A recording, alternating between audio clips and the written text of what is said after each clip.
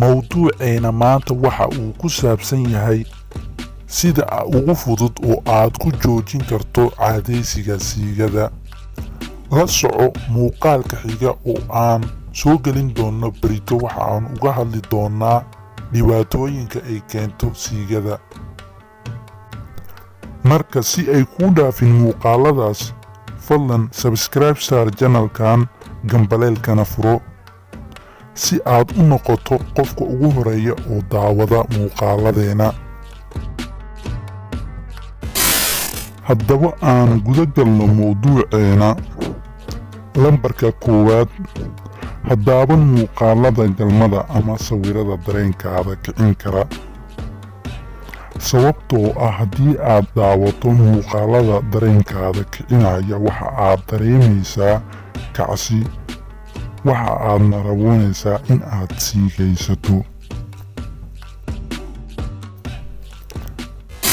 Lambarka 2, iska ilaali in aad kaligaa guriga joogto.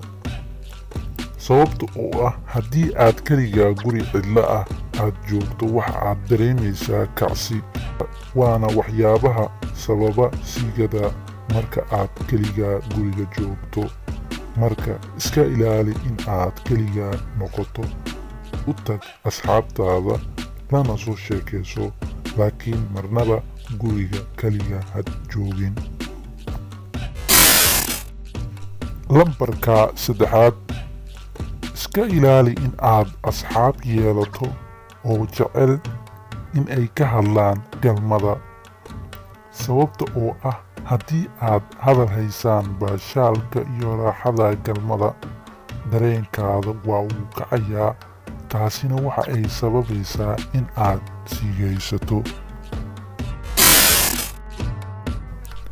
Lambarka 4, beddel rabitaankaada, kuna beddel waxa aad jeceshahay. Sababta oo ah rabitaankaada aad ayuu muhiim u yahay.